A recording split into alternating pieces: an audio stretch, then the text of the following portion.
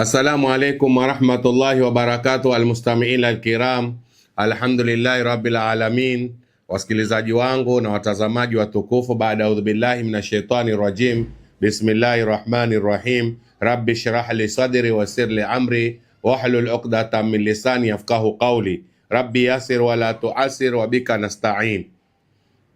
Wama khalaqtul jinna wal insa illa liya'budun wa khalaqal janna min marijin min nar walan nushrika birabbina ahada wa anna minnal muslimuna wa minnal qasitun faman aslama faulaika taharraw rashada. Karibuni tena kwenye kipindi chetu tukipendacho Sauti ya Mzimle, tiba, dawa na ilmu za marohani, elimu ya kati na kati, kujifunza, kuelimika na kufahamu. Wa sallallahu ala sayidina Muhammadin wa ala alihi wa ashabihi wa sallam, walhamdulillahi rabbil alamin. Amin, amin, thumma amin ya rabbal alamin. Karibuni tena wasikilizaji na watazamaji wa sauti hii ya Mzimle popote mliko ulimwenguni. Uhiyikum bitahiyatil Islam, na vamkua kwa mkuzi la amani popote uliko, namna yoyote ulio na hali ulio. Hakika vipenzi vyangu, sauti ya Mzimle ni sauti yenu, yawapenda sana na nyinyi ipendeni. Hakuna budi katika kutoipenda sauti hiyo. Kuna ulazima wa kuipenda kwa sababu ya kule kuwa yatoa elimu ya kati na kati, ambayo elimu hii mahala pengine huwezi isikia, hata kama wasikiza mfano wa elimu, lakini si mfano wa elimu kama hii. Wengi katika watu mfano wa elimu hii hawaijui, wala kwa vile hawakuchimbukiwa au hawazukiwi na mambo au hawapitikiwi, basi hawawezi jua lile lililoko, kwa sababu wao watazungumzia walioyasikia au walioyasoma kwenye vitabu, au pengine vile vile waliohadithiwa na mababu kama zama zao. Mambo ni mchipuko, chelewa. Mambo ni mchipuko, wakati huzuka, wakati huzama, na likawa wakati halikuwa, na likadhihirika wakati lilikuwa halijadhihirika, na likabainikiwa wakati wa kubainikiwa. Sasa wakati wa kubainikiwa ndipo jambo hujulikana liko, na watu wakawa hawana budi kulikubali kuwa liko, kwa sababu likiwa liko, hata kama mtu hajaliona liko. Hii ndio faida ya kuwako kwa kitu.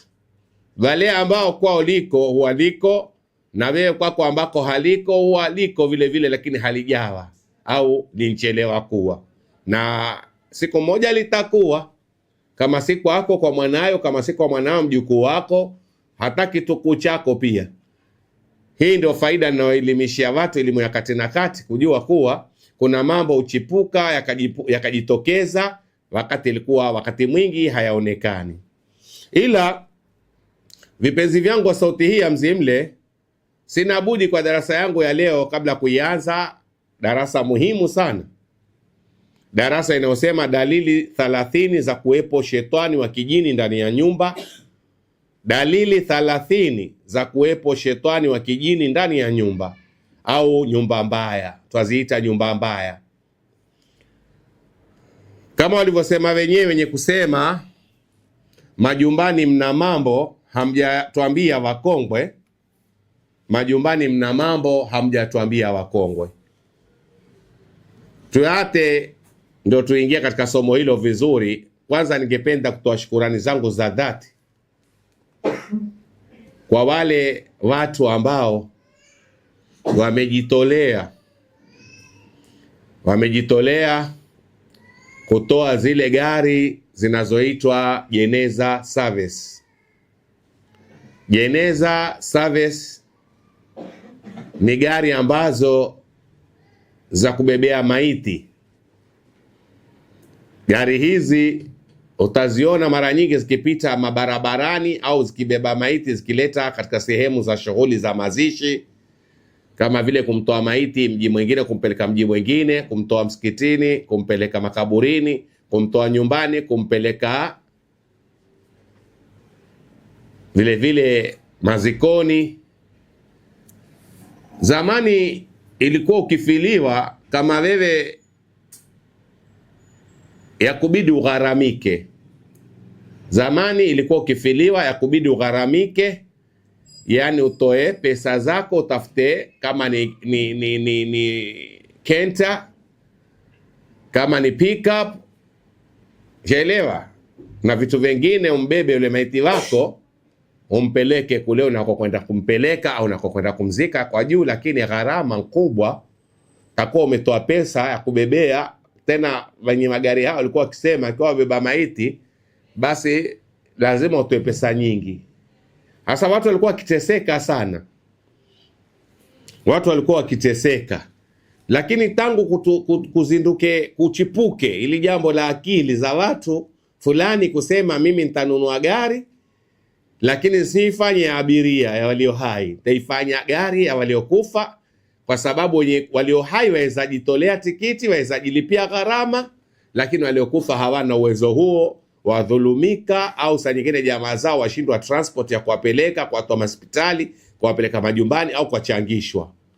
Sasa kukatokea watu wakaona ni bora kwa akili zao watengeze jambo litakalosaidia yule ambaye ashakufa, hawezi jitolea tikiti wala hawezi jilipia transport, bila achangiwe au atolewe na jamaa zake, na gharama yenyewe ni kubwa. Kwa hivyo wao wakaamua kuibeba ile gharama kwa kununua gari ambazo zitakuwa ni za kazi hiyo peke yake.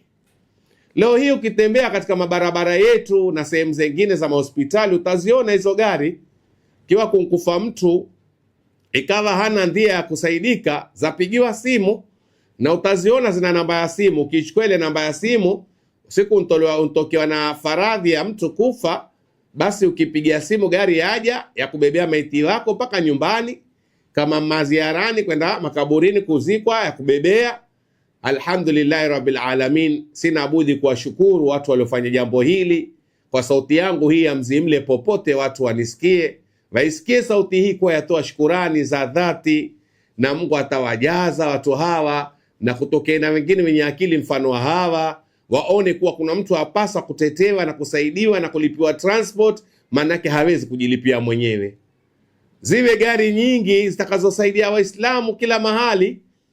Iwe itakuwa sasa hii shida ya kuwa mtu hana sasa iko, na si shida tu ya jeneza services, magari yanayobeba maiti kupeleka mazikoni au mazishini, kutoa mahospitali kumpeleka nyumbani, bali kuna mambo mengi ya mkabili maiti.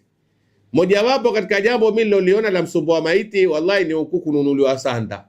Inshallah fa biidhnillah, kutokee watu nao waike sanda za msaada kama hivi, atoke mtu afungue jumba kubwa aseme kila anefiliwa aje atukue sanda bure bila kununua ya maiti wake. Vile vile kutokea mwingine naye ake sehemu ya kuuza mbao, aweke mabao fungu moja au eneo moja la mabao ya wale waliosoweza kujinunulia ambao washakufa, jamaa zao wapata tabu kutafuta pesa za kuchanga au za kutoa mifukoni au zingine za kusuta maiti.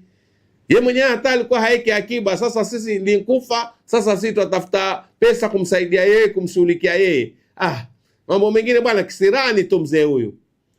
Wengine usuta maiti za watu wao kwa sababu ankufa fukara maskini. Sasa ataabisha watu, akifa kuna gari atakiwa ya kumbeba, kuna sanda ya kuvishwa, kuna ubao wa kupelekwa maziarani kufinikwa. Sasa zile gharama zote, na kuna hata hiyo pesa ya maiti pia saa nyingine kwenda kutimbuliwa kaburi. Wenye makaburi pia nao pia wana pesa zao, nipa 4,000 nipa 6,000 ndio tukuchimbulie kaburi. Kutokee na watu inshallah watoe haya mabao ya kufinikiwa maiti bure, na kutokea na mwingine atajitolea wakfu wa kulipa wale wanaochimbua makaburi ili wasitoze watu pesa, na ile wao ndo wadhamini wa jambo la kheri kama hilo, kuwapa hawa nyumba za milele. Ye akawa ndiye mwenye kufanya jambo kama hilo kwa uwezo aliowezeshwa na Mungu. Inshallah fa bidhnillah, madamu kunitokea nta moja kutatokea nta nyingi. Dalili ya moto ntete, na hii kutoka magari haya kusaidia wagonjwa wasiokuwa na pesa kwa maiti wao waliokufa. Manake hawa wengine huwa wagonjwa, lakini sasa mtu mfilio, lakini huna hata ndururu ndani ya mfuko wako wala nyumbani, una akiba. Abidu wajua kuna misiba miwili, kuna msiba wa kufiliwa ukija, na kuna msiba huna ndururu mfukoni. Waanza vipi mazishi? Hasa kuna watu wengine wakipatikana na msiba wana misiba miwili, si ule tu kufiliwa, kuna huo kutafuta pesa, hajui ataanza wapi, labda kuitwe jamaa familia, na labda kutoke kaombeombwe, na labda kutafute vyama vya Kiislamu ambavyo siku hizi havina mshiko hivyo, Watu washakwenda saa nyingine kwa vyama vya Kiislamu wakadai tusaidieni hichi, kuna maiti ankufa watakiwa sanda, wakaambiwa hakuna mchango huo, wakaregeshwa bwana. Wakaja kwangu wakalia, wakataka niwasaidie, nikawasaidia kwa ndia ninazozijua mimi, inshallah wakazi kama maiti wao. Najiriki pia na huzunika pia na hivi vyama vya Kiislamu vinavyojiita Muslim Foundation au Islamic group na mambo kadha wa kadha. Havifai kuwa ni vyama vya watu tu kukaa kuzungumza malengo na maendeleo. Vyafaa pia ni vyama ambavyo vitapanga mpangilio ya wengine na wengine na wengine watakaokuwa wana shida katika jambo hili la kifo, kwa kuwekwe katika hizi vyama vya Kiislamu sehemu maalum ya kuweza kushughulikia aliyeondoka duniani. Manake yule ni mnyonge, hana tena cha kujifanyia, na kama watu wake hawana cha kumfanyia, basi hawatena vuta nkuvute au omba nkuombe. Kwa wekwa mahali vyombo maalum, maspika, kwa tangazwa, kwa nini, kwa ingiliwa watu majumbani na makapu, changisheni, hakuna na masinia, tieni mchango, hakuna pesa ya sanda. Labda weka mwaka mjini, huku mjini kidogo kuna nafuu, lakini kuna watu waka vijijini, vitongojini huko wapata tabu, sababu wao hawako karibu na huo Uislamu, basi wapata tabu sana. Naweza kuwa aliyekufa Muislamu, saa nyingine wakikosa budi watamzika kwa njia zingine sio kwa za Kiislamu, sababu Muislamu yu wapi au Uislamu wenyewe uko wapi wa kusaidia mtu na kumfaa mtu? Inakuwa saa nyingine ni dhiki, hata saa nyingine afanya watu wengine waritadi. Mtu asema sijaona linalonifaa mimi katika Uislamu, heri niingie hii dini ilionitafuta mimi huko mwituni kanipana sanduku la kumtia maiti wangu. Haya yatakayozingatiwe na vyama vya Kiislamu pamoja na Waislamu wenyewe na matajiri, wafungue hazina za kusaidia wale ambao hawawezi kujisaidia pamoja na maiti wao. Shukrani sana kwa jeneza services zote zilizoko katika mji wa Mombasa ninazoziona na miji mingine. Wallahi jazakallahu khairan, atawajaza Mungu kila aliyefanya mambo haya, japokuwa ni jina la mtu ni siri. Watu wamefanya haya kwa siri, hajulikani nani mfanyaji, wala hakuandika jina lake kwa yeye ndo alifanya, lakini ansaidia kumbeba huyu ambaye haezi jibeba, wala ngumu saa nyingine kubebwa na gharama. Jazakallahu khair. Vile vile tukiingia katika somo letu la leo, wasikilizaji wangu watukufu, dalili 30 za kuwepo shetani wa kijini ndani ya nyumba. Dalili 30 za kuwepo shetani wa kijini ndani ya nyumba. Kwa maana hiyo twamaanisha nyumba mbaya. Hizi nyumba zote zilizojengwa katika katika juu ya ardhi, kuna nyumba nzuri na kuna nyumba mbaya. Yategemea sasa wewe nyumba yako nzuri au ni mbaya. Si nzuri kwa kuwa pengine ina vioo, inajengwa na vyuma, au pengine iko hewani ina ghorofa 22 kwenda juu. Yaweza kuwa yote hayo yako, lakini ni mbaya, nyumba ni mbaya. Na si mbaya kwa sababu pengine kijumba cha udongo au cha bamba, au pengine kijumba ambacho watu wakaa kina fito cha zamani. Si kwa sababu hiyo.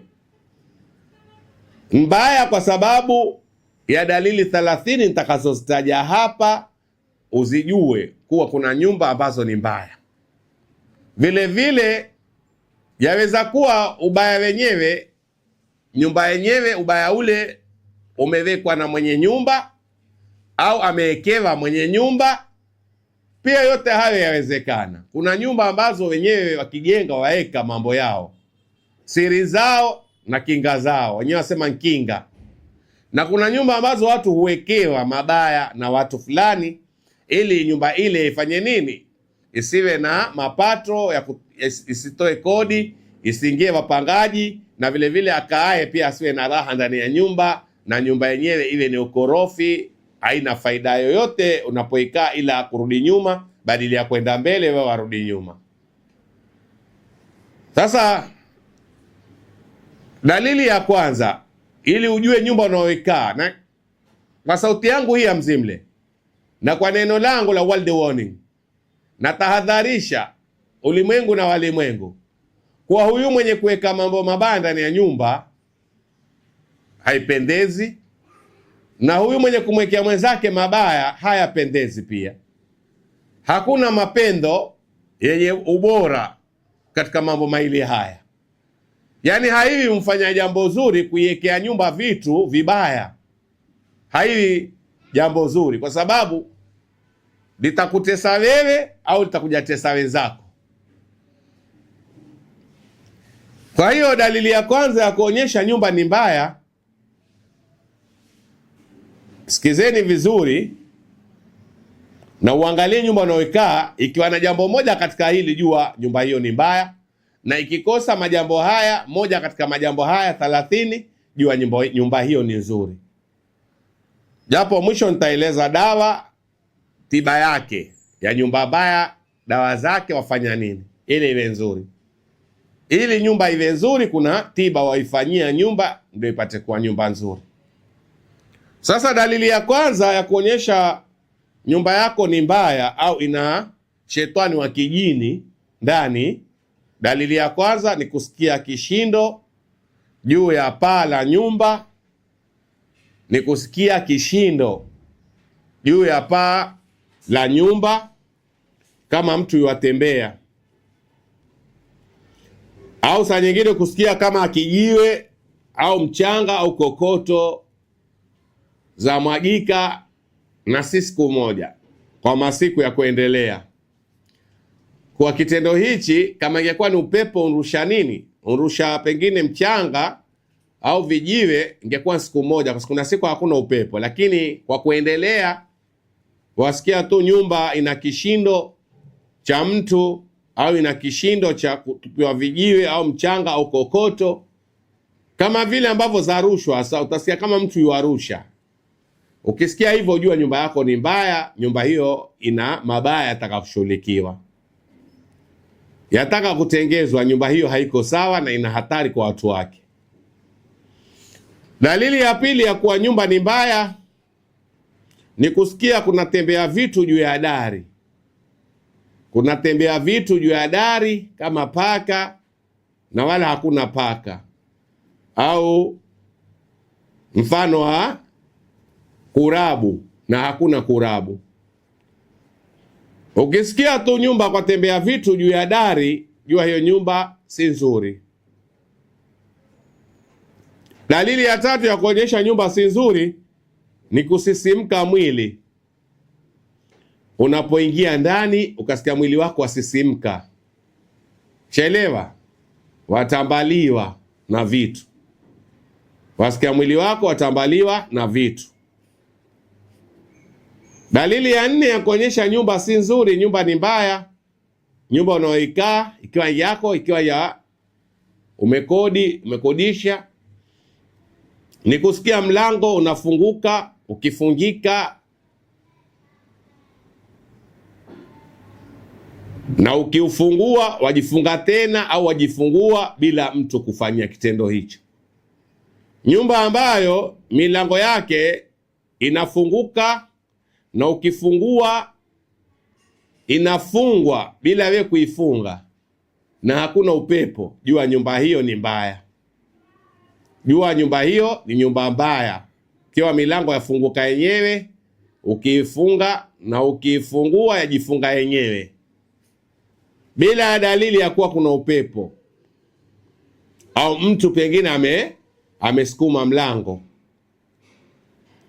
Dalili ya 5 ya kuonyesha nyumba ni mbaya unayoikaa ni kusikia kudondoka kitu au kuanguka kitu.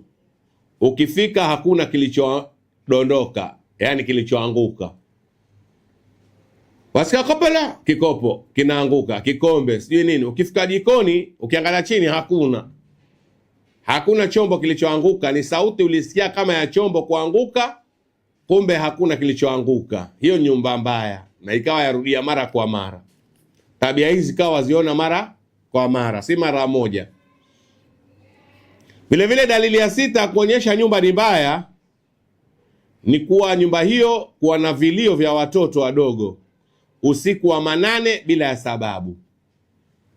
Sauti za watoto wadogo wachanga kulia sana mausiku, tena hazina sababu. Pengine mtoto si mgonjwa, mtoto hana njaa, ashashiba, na mtoto pengine hajaumwa na mdudu, lakini walia au walizana watoto. Ilikuwa tabia kila siku usiku kualiwa kweli, vilio tele ndani ya nyumba, mpaka majirani watafshika, wakasirika, au wajiuliza kwani nyumba ile ndio ina watoto peke yake? Mbona sisi nyumba yetu inayo, lakini watoto wetu hawaudhi jirani, wala hakusikiki sauti za majirani kusema kuwa wanyamazisheni hawa watoto, watusumbua, hatupati usingizi usiku. Lakini wao nyumba yao vilio tele vya watoto usiku, watoto wabumburuka usingizini, tena haya kianza mmoja na mwingine mpaka mwisho. Hiyo nyumba si nzuri, kianza vilio vya watoto. Vile vile namba 7, kupotea vitu vya thamani ndani ya nyumba. Ukiona nyumba unaokaa kuna vitu vya thamani vyapotea bila sababu, jua nyumba hiyo si nzuri. Kwa mfano, pesa, kukiwekwa pesa mahali hazionekani na hakuna leiba. Dhahabu hazionekani na hakuna leiba. Nguo mpya hazionekani, nguo mpya na hakuna leiba. Ukiona ndani ya nyumba kuna dalili ya kupotea vitu vya thamani kama pesa, dhahabu na nguo mpya, jua hiyo nyumba ni mbaya, si nyumba nzuri. Yaani nyumba hiyo huwa ina shetani wa kijini, ina jini mbaya anayechukua hivyo vitu yani huko kwa kuiba, huiba akapelekea wale wachawi wanaomtuma. Mchawi saa nyingine akiamka kitandani kwake akuta ameletewa vitu vya thamani sana na shetani wake wa kijini aliyemtuma kwenu, au aliyemweka kwenu, au aliyeingia ndani ya nyumba yenu. Ashaiba, vishapelekwa kwa mchawi. Mchawi akiamka amkia na vitu tele, madhahabu juu ya kitanda chake, pesa juu ya mto wake, na vile vile nguo mpya kabatini kwake. Yuwavaa mchawi bila kununua, na yuwachuma bila kufanya kazi, na vile vile yuwapata bila kwenda migodini, kwa sababu ya hawa mashetani majini wachafu wanampelekea mchawi. Kwa hivyo vatukuliwa kwenu nyumbani, vapelekwa kwake. Kiona nyumba iko hivyo, jua inayo jini mchafu, yani inao shetani wa kijini, ambayo ni nyumba mbaya. Dalili ya 8 kwa nyumba ni mbaya, nyumba hiyo utaiona ina tabia za giza la nyumba na giza la taa. Yani nyumba hiyo utaiona mara nyingi sana ya kosa moto, ina tabia kukatakata moto, hata kama watu wa power lighting hawajaja kuikata, yenyewe tu ina matatizo katika moto kila saa. Kuna moto mara kwa mara, moto huwa spark. Na vile vile saa nyingine ina tabia pia ya kujieka gizani, kama vile mmeweka mabalbu haya maglopu ya taa, saa nyingine zapasuka bila kuguswa hizo balbu, wasikia tu pa chumba hichi, chumba kile, chumba mpaka nyumba yabakia na nyumba nzima watu wachoka kununua mabalbu, yani maglopu waiwata iwe gizani. Sasa kuta nyumba yatumia taa moja ya ukumbini, vyumba vingi havina taa, viko gizani, na wenyewe wanaridhika watu wa nyumba ile. Watu wakaa kwenye kiza, lakini hawajui kuwa yaliyofanyika ni dalili ya kuwa nyumba yao ina nini? Shetani wa kijini ndo anayefanya hayo, na nyumba yenyewe ni mbaya. wao waona pia itopunguzia moto kutumika mwingi kulipa bili kubwa, kumbe kiumbe chafanya nini? Chazima taa kisionekane, kiwe gizani. Ushaelewa? Hasa hii ni katika dalili mbaya ya nyumba mbaya. Dalili ya 9 kwa nyumba ni mbaya, utaiona hiyo nyumba inazizima na ubaridi mkali na kusababishia watu wa nyumba hiyo maradhi mara kwa mara na kuwafanya wengine kuugua ganzi, maradhi ya ganzi, viungo havishiki, utashika glasi hivi mkono ufiki mwisho, yaponyoka, yaanguka. Mitetemeko, watu wa nyumba hiyo wanaokaa utaona wana viungo vya kutetemeka, pengine mtu shingo yake haitulii, au maradhi ya baridi, stroke. Mara nyingi sana wengine ndani ya nyumba washikwa na nini? Stroke, maradhi ya baridi, kupooza viungo.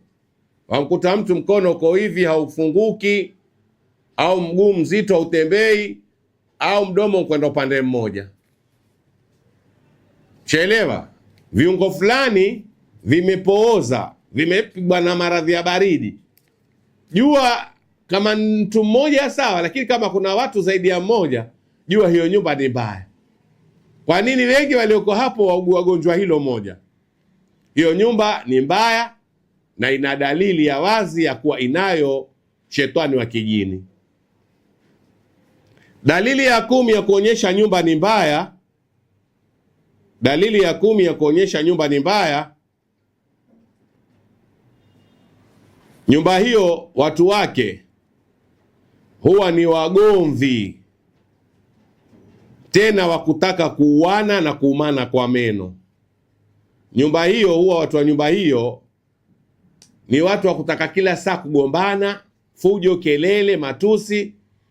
Kisha hayaishii hapo, kuna wengine huwa wana meno, watakauma wenzao kwa meno yao. Kwa hivyo ukiona tu si mtezo wa kupigana ngumi, ni wa meno, jua hiyo nyumba ina shetani wa kijini anayetaka watu watafunane. Chelewa, watu watafunane au wauane kwa kumwagana damu, ndio fahamu ziwarudie.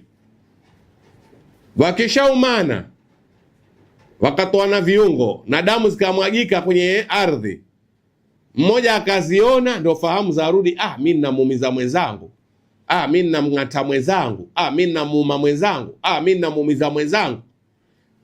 Wakiona damu ndio wajua tusha umizana. Kabla ya damu huwa hakujapiganwa, kabla ya damu huwa hakujapiganwa, huwa bado watu waona bado hawajapigana mpaka watoane damu au kiungo cha mwili kimoja. Ukiona ndani ya nyumba kuna zahama hizo, watu wake ni wagomvi, wagombana sana na kutukanana sana, na mwisho kuumana kwa meno mpaka wakamwagana damu, jua kuwa nyumba hiyo ni mbaya, inayo shetani wa kijini.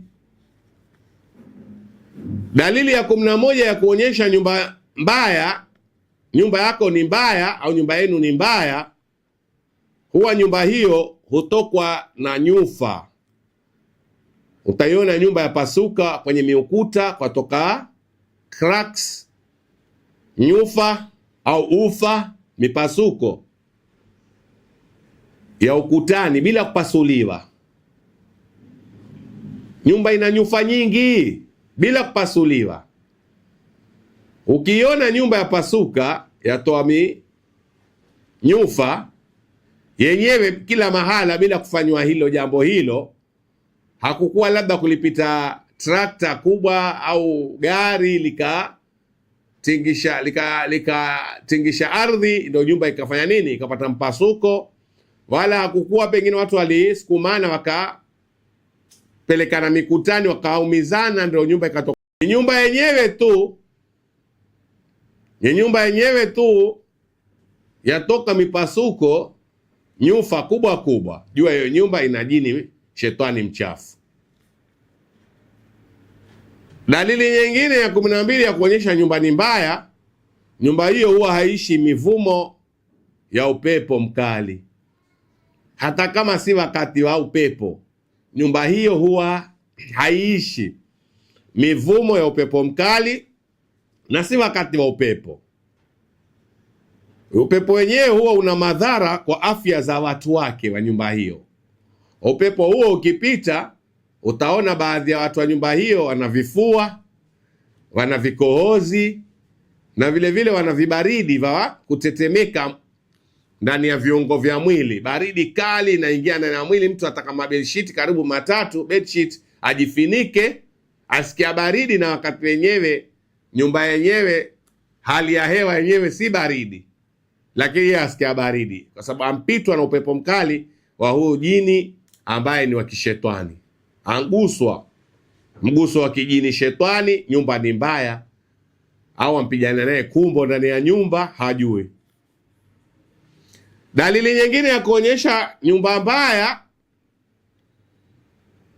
ikiwa nyumba yako au nyumba yenu au nyumba ya kupangisha, dalili ya 13 ni kuona nyumba hiyo huwa watu wake wanaweza wakakaa. Nyumba hiyo watu wake, watu wanaokaa ndani ya nyumba, wanaweza wakakaa na josho la janaba kwa masiku bila ya tahara. Yani yaweza kuwa ndani ya nyumba kuna mwanamume au kuna mwanamke ashalala na mwanamke kama mwanamume, na mwanamume ashalala na kama vile vile ni mwanamume ashalala na mwanamke, mwanamke ashalala na mwanamume, wako kwenye janaba, yani katika lile josho la kuingiliana, uchafu wa tendo la ndoa. Alafu hawaogi bwana hapo hapo, wakaa masiku, siku ya kwanza mtu ankana janaba, siku ya pili, siku ya tatu, masiku ya kwenda wao kuoga hawajaoga, isipokuwa wakana janaba zao. Mvachafu na waishi na uchafu huo wa janaba. Sasa ukiona kuna nyumba watu hawaogi janaba, au wewe mwenye kunisikiza kwa sauti yangu hii ya Mzimle, waweza ukaingilia mtu kama ni mkeo kama mwanamke na ukakaa na janaba yako siku 2-3 bila kutahirika, basi jua nyumba unaokaa inayo shetani mchafu. Nyumba hiyo unayo inayo shetani wa kijini. Ndio maana wewe kuoga tahara ni ngumu. 14, dalili ya 14 ya kuonyesha nyumba yako ni mbaya, nyumba hiyo watu wake huwa ni watu wa kudaiwa madeni mara kwa mara, tena kwa izara.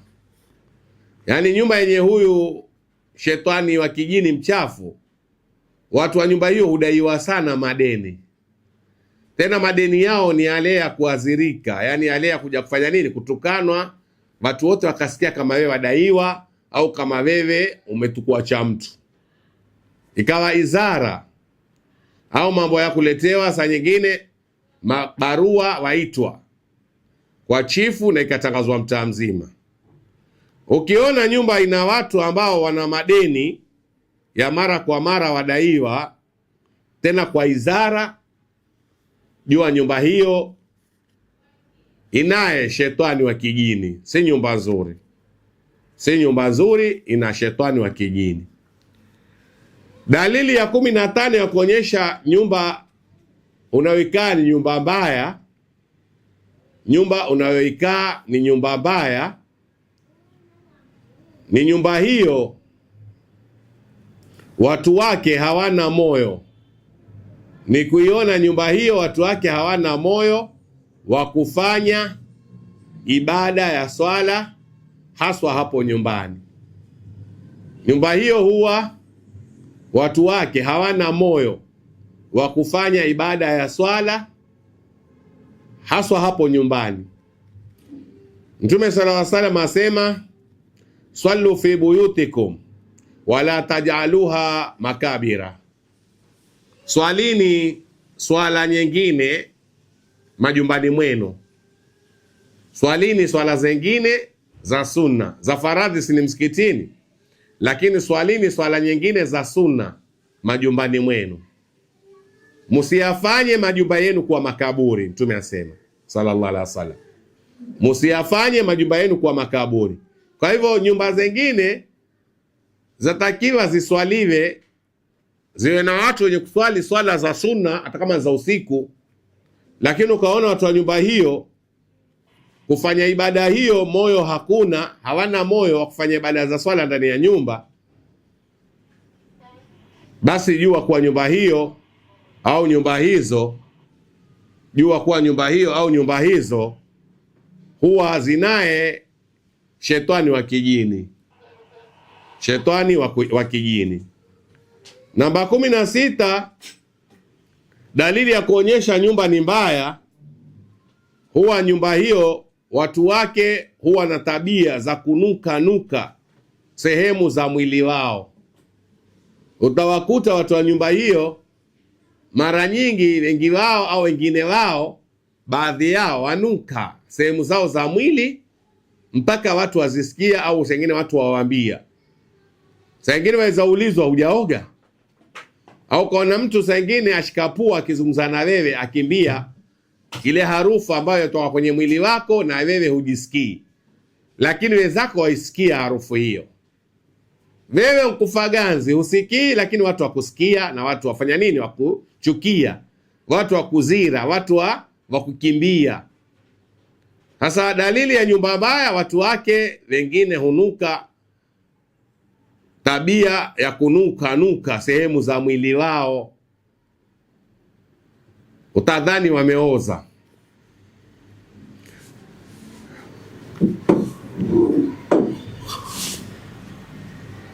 Dalili ya 17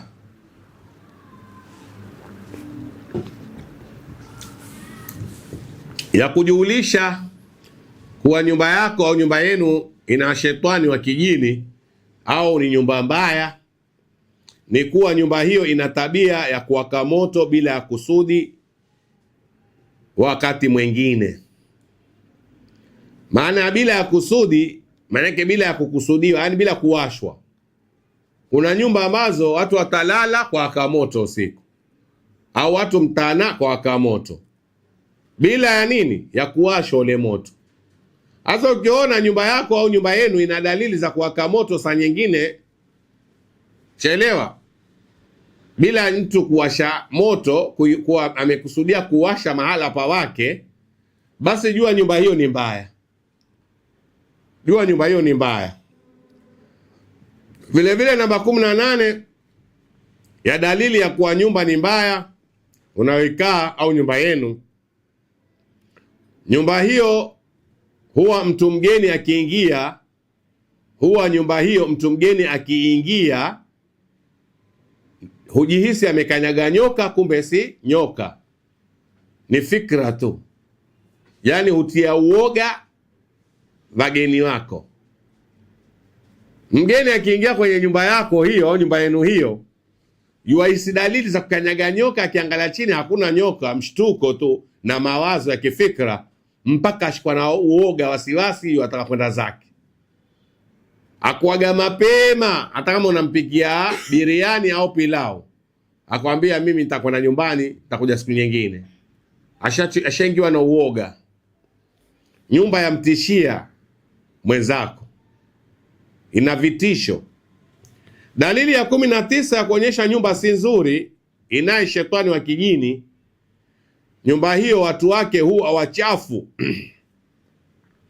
Nyumba hiyo watu wake huwa wachafu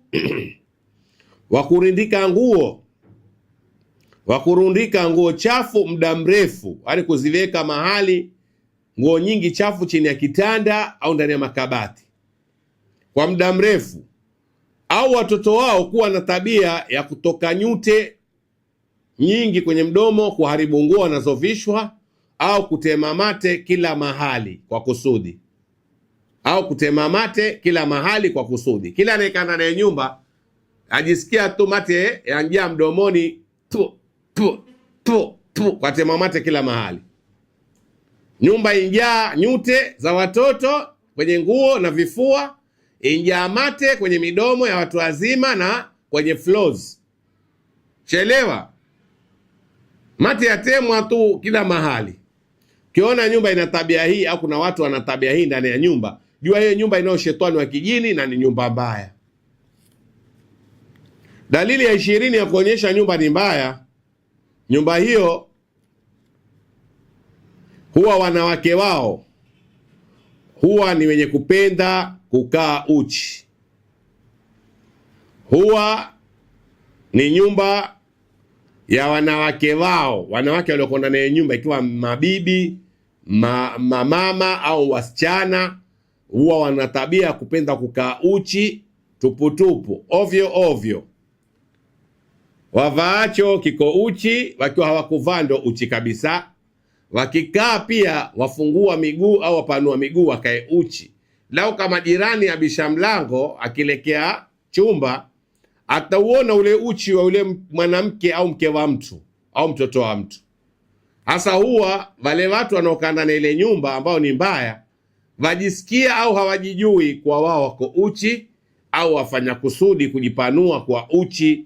Kwa sababu hiyo nyumba si nzuri, haistiri siri za mwanamke katika maumbile yake, ila ya aziri na yaweka wazi mpaka jirani pia atajua kilichoko ndani ya mapaja mawili ya mke wa mtu. Dalili ya 21 ya kuonyesha hiyo nyumba si nzuri, nyumba hiyo watu wake huwa wachache wa kupata riziki. Nyumba hiyo huwa watu wake huwa na tabia ya kukosa riziki na kazi, riziki na kazi. Taiona watu wengi walioko ndani ya nyumba hiyo hawana riziki wala hawana kazi, hawana riziki wala hawana kazi, wengi sana. Dalili ya 22, nyumba hiyo huwa watu wake wana tabia ya kuanguka ovyo ovyo bila kuguswa wala bila ya mitelezo. Kama kuna mtu amfua, pengine kuna sabuni pateleza au ganda la ndizi, hakuna hivyo vitu, lakini watu anguka ovyo ovyo. Dalili ya 23, nyumba hiyo huwa na mikosi na visirani kwa watu wake wanaokaa ndani ya nyumba, huwa watu wa mikosi na visirani.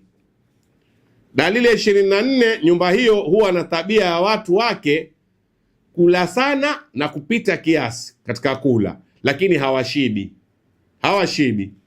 Dalili ya 25, nyumba hiyo watu wake huwa na shida ya usingizi, hali ya kuwa si wagonjwa, lakini hawapati usingizi. Dalili ya 26, nyumba hiyo haiishi misiba. Mara kwa mara kuna msiba umefikia ndani ya hiyo nyumba, kila saa ndani ya nyumba hiyo kuna misiba. Dalili ya 27, nyumba hiyo watu wake huwa na tabia ya kuogopa kufa au kukimbia maiti. Watu wake huwa na tabia ya kuogopa kufa au kukimbia maiti. Dalili ya 28, nyumba hiyo huwa watu wake wanafuga panya na hawataki wafukuzwe.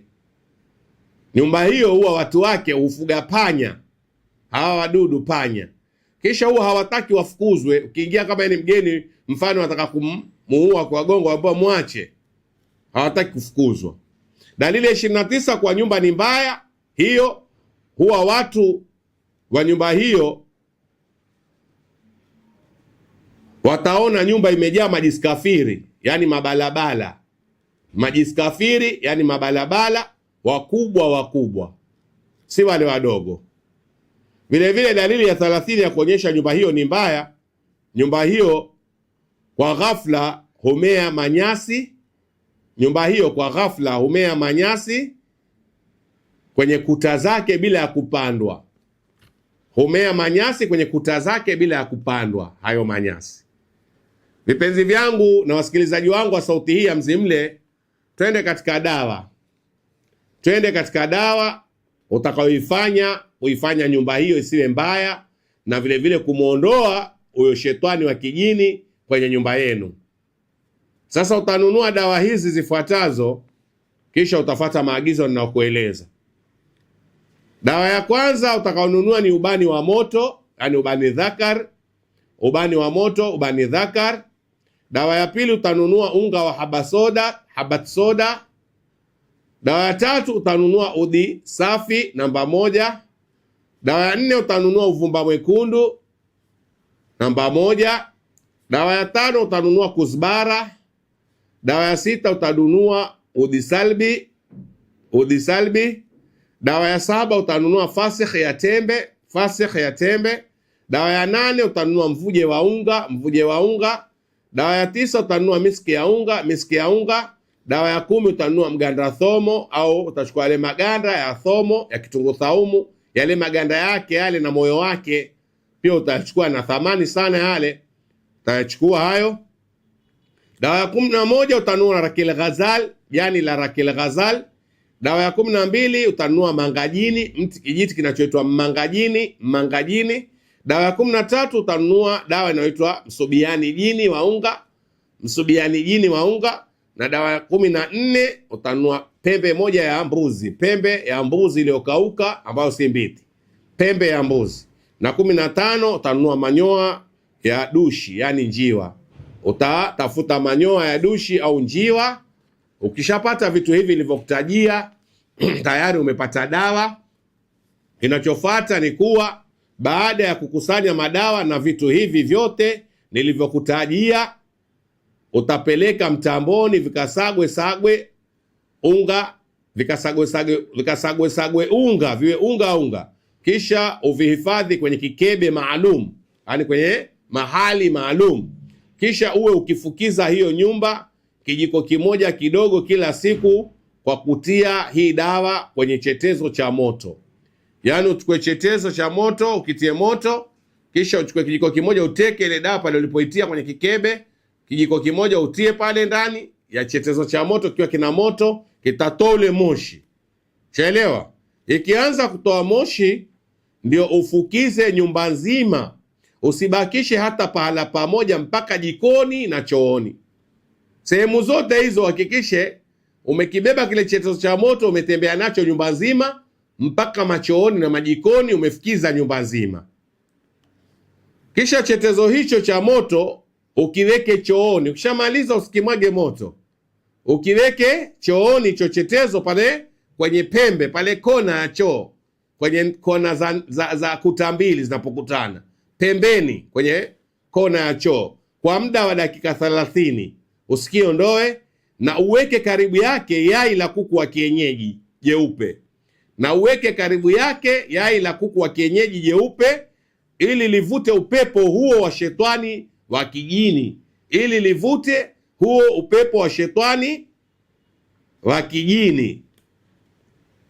na huku ukisema ukhruj ayuhal jinni wa shayatin, ukhruj ayuhal jinni wa shayatin, ukhruj ayuhal jinni wa shayatin.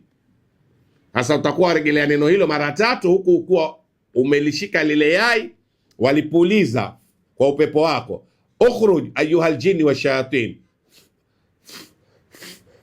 ukhruj ayuhal jinni wa shayatin, ukhruj ayuhal jinni wa shayatin. Kisha waliweka pembezoni pale karibu na chetezo, likiwa chooni kwenye mwisho wa kuta mbili zinapokutana kipembeni pale, na huku bado moshi watoka kwenye chetezo wa hizi dawa. Utafanya hivyo kwa siku 3 mfululizo. Kisha utalichukua hilo yai bila ya kulishika kwa mkono. Usilishike kwa mkono wako, utatafuta chombo ulishikie kitu kama gloves au pengine kitu chochote, tambara.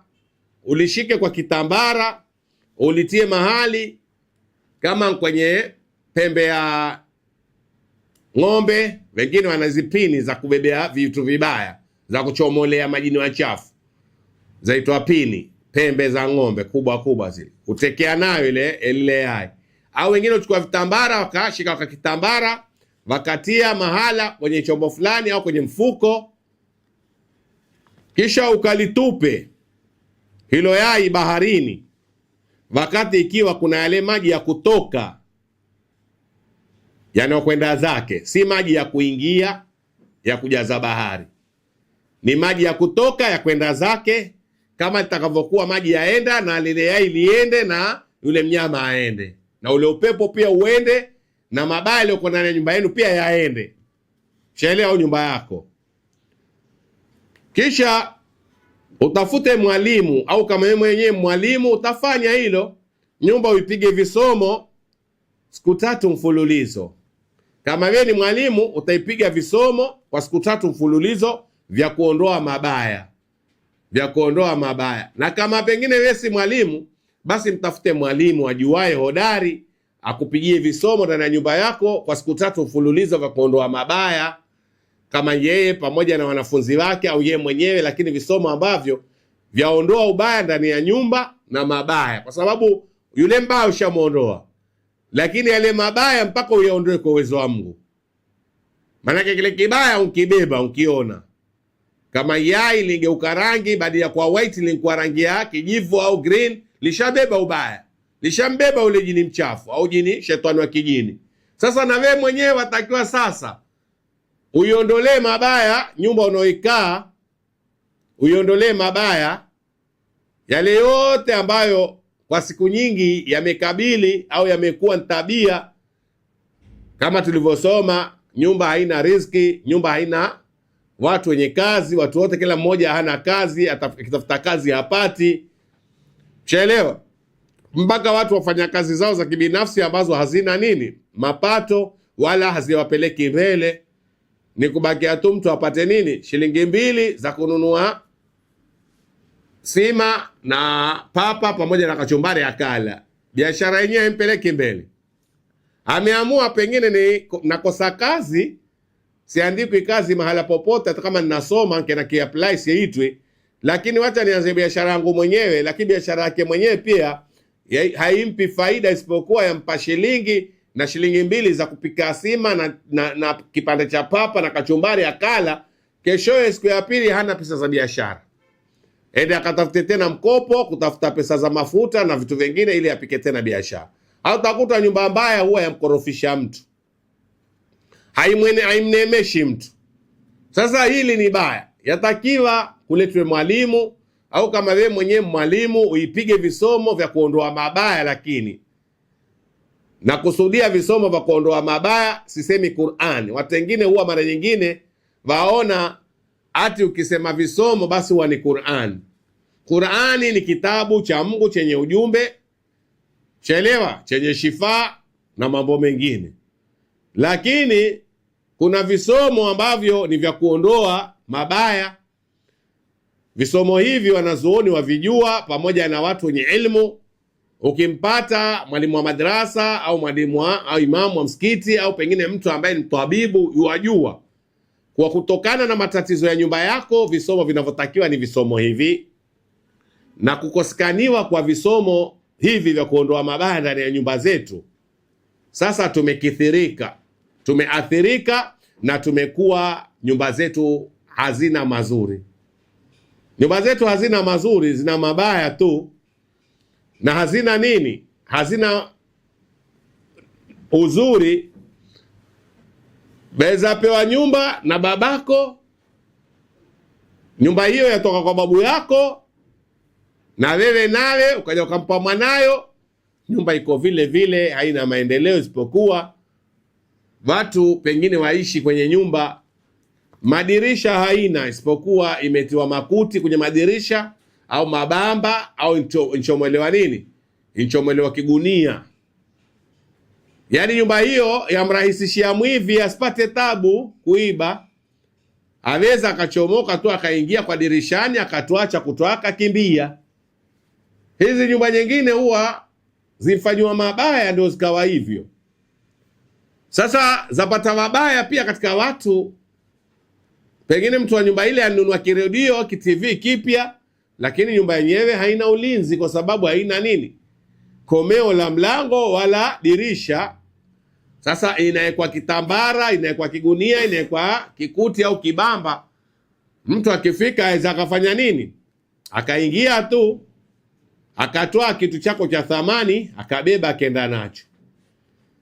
Nyumba hizi tunazoishi au nyumba za watu waliojenga, zataka zitizamwe. We mpangaji, iangalie nyumba ya nini wako aliyekupangisha, mwenye nyumba wako iko sawa.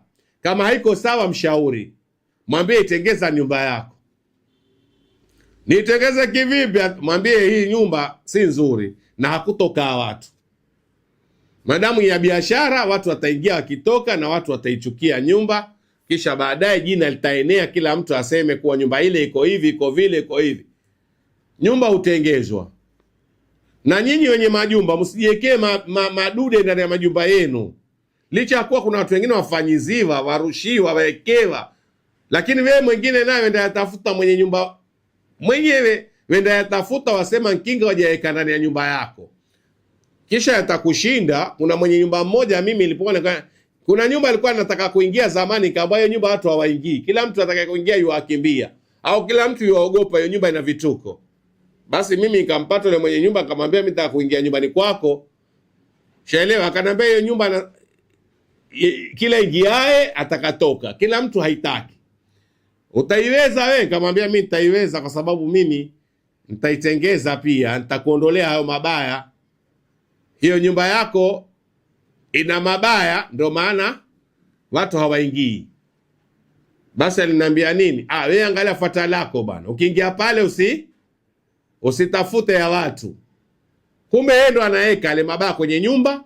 Sasa yafuga bwana.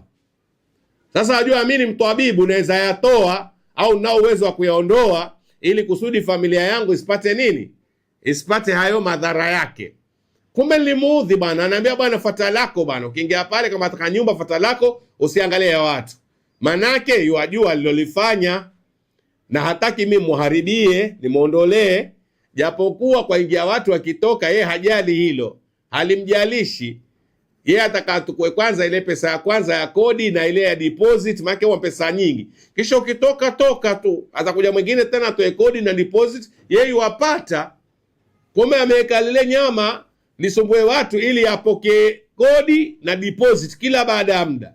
Aingia sikae sana, ili kila akitoka yeye apata kodi mpya na deposit mpya.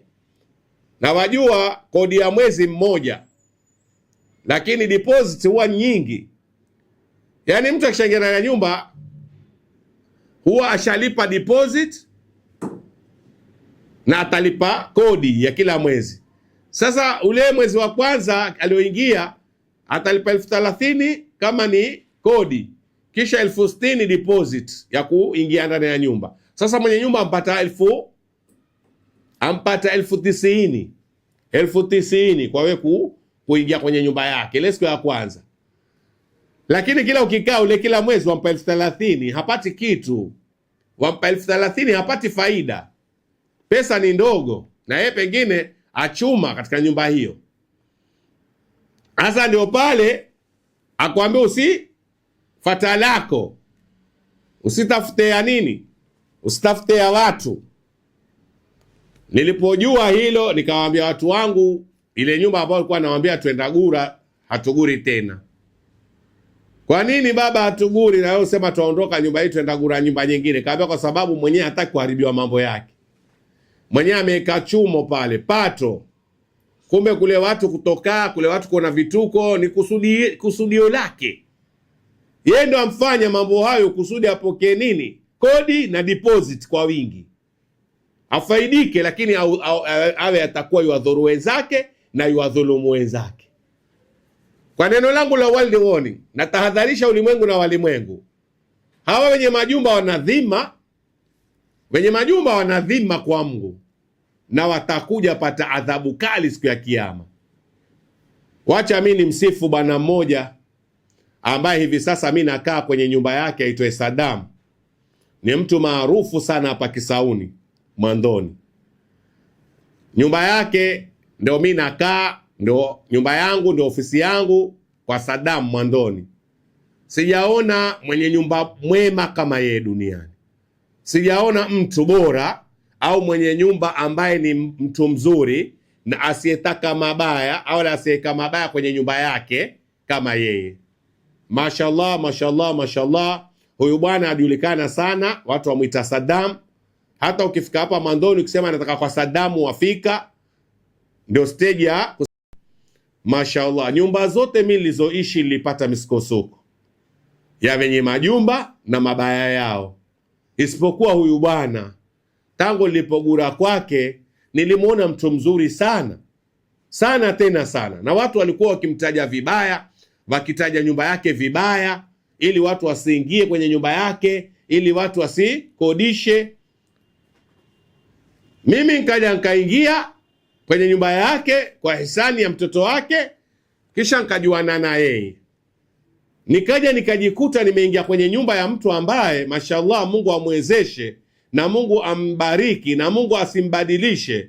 Wallahi sijakaa kwenye nyumba ya mwenye nyumba bora kama yeye, na nyumba ambayo haina mabaya, haina machafu, haina shetani, haina wakijini, wala haina vituko, haina.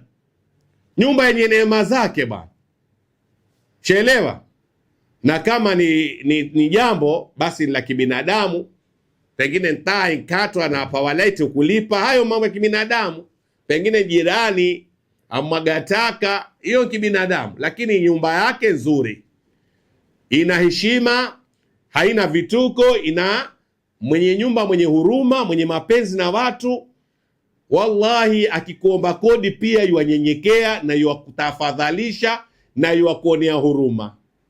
Mtu mzuri sana hu Saddam. Sijaona mwenye nyumba bora tangu nikae katika majumba ya watu kama hu Saddam. Mungu atambariki, atamweka, atamjaza. Kisha kuna watu walikuwa, nilipokuwa ninaingia kwenye hii nyumba, wale ambao nilitoka kwenye majumba yao wakatukana, wakakataa kazi yangu na wakanipinga na wakafuta fitna za maadui zangu, walimfuata bwana, wakamtia fitna. Mtoe kwenye nyumba yako, huyo ni mganga. Mtoe kwenye nyumba yako, sijui hivi vile watoto wengi. Lakini yule bwana aliyasikiza maneno, akayatia huku, akayatoa na huku, akanambia hayo mimi hayanihusu. Kuna mafatani na mashetani wenye nyumba zao mbaya, wakikuona wewe waka nyumba nzuri, wenda mtia fitina mwenye nyumba. Lakini kwa Sadamu hawakufaulu.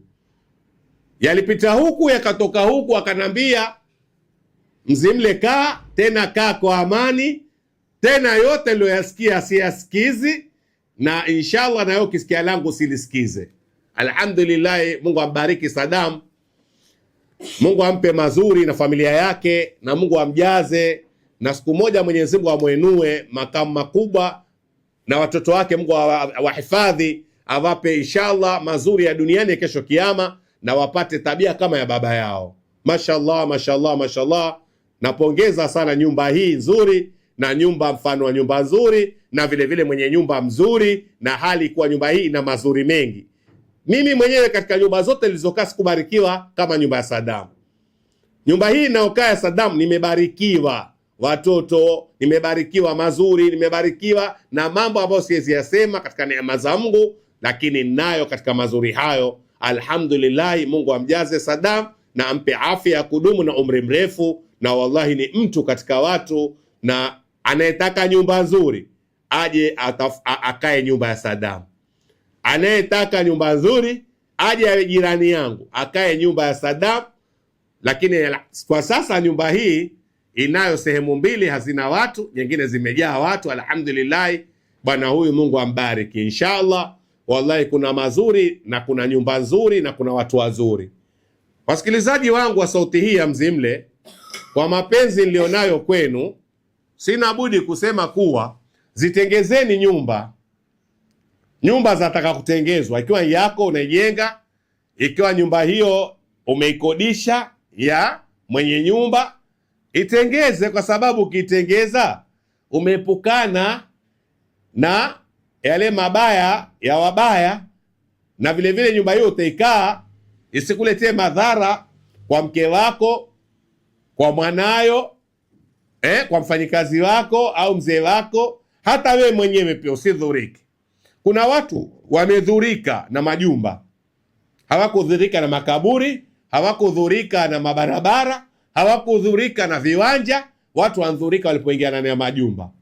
Waingia tu siku ya kwanza, waika vyombo, ukikaa siku ya pili, siku ya tatu, ukienda kazini, bosi akupa barua, akupa bahasha, kwa amesha kufuta kazi. Hasa nyumba ile kuingia tu, waingia na kisirani ya kupa zawadi mbaya ya kufutwa kazi. Hautailipia kodi na mshahara gani? Kiwa ushafutwa kazi, utailipia kodi na mshahara gani nyumba hiyo? Ndio sasa waingia katika kugombana na mwenye nyumba na kuambiwa toka, au kuletewa agent au auctioneer utolewe kwa lazima. Haya mambo ni maumivu makali yanawapata watu katika miili yao. Wallahi, tena nafsi zateseka kwa majumba ya watu, chaelewa, na mateso yaliyomo ndani ya nyumba za watu. Nyumba mbaya ina mambo mabaya, na vile vile itakuletea maisha mabaya. Na ukiona nyumba ni mbaya, ondoka haraka sana. Kama unaingia leo ukakaa siku moja, siku ya pili ukaona nyumba ni mbaya, siku ya tatu ondoka. Tafuta hata kama ni mkopo, uihame nyumba, usije ukaiselelea, usije ukaimea sugu, usije ukakaa ukawa sasa kama uliodunguliwa msumari kwenye mbao, hutoki, uwezi enuka, uwezi simama, uwezi ondoka. Unkaa ndio umembebea mwenye nyumba mabaya yake, na utateseka na utarudi nyuma, na utakuwa huna mafanikio na visirani tele na balaa na vile vile magonjwa baadaye, mpaka mwisho uzikwe, utolewe maiti ndani ya nyumba ya mtu wala si yako, au nyumba yako mwenye ikutongee, utolewe maiti. Raha ya kujenga ni kukaa, wewe ujenga hukai, chelewa, bapelekwa ukakae kwenye dongo la kaburi mtangani, nyumba yako hiyo itakaliwa na wengine. Hii ni hasara kwetu.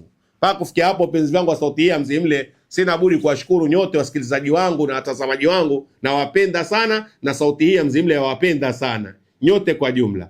Vile vile sina budi kushukuru Station TV ya Mzimle, Khadija Abdallah Mwinyi Program Manager, Safia Ali Ahmed Chief Engineer, Zainab Yusuf Othman Director, Evans Absolo Juma Managing Director, Mwana Hamisi Mohamed Guyo mtayarishaji wa mavazi yangu, kwa kusema hawa ndio waliofanya bidii sauti hii mkaisikia, na waombeeni Mungu inshallah sauti yangu hii ile itakuwa kwa nguvu zao na uwezo wa Mungu, inshallah itasikika ulimwengu mzima. Ulimwengu utaisikia sauti ya Mzimle na itanufaika na faida zilizoko katika elimu hii ya kati na kati, ambayo yatughuri, yatugusa na yatupata kila tunapoishi katika maisha yetu ya kidunia. Huwa tunayo mambo kama haya bila ya kuwa kwatakiwa kitabu cha Mungu kiseme wala hadithi ya Mtume Muhammad ieleze. Shukran wa jazakallahu khair.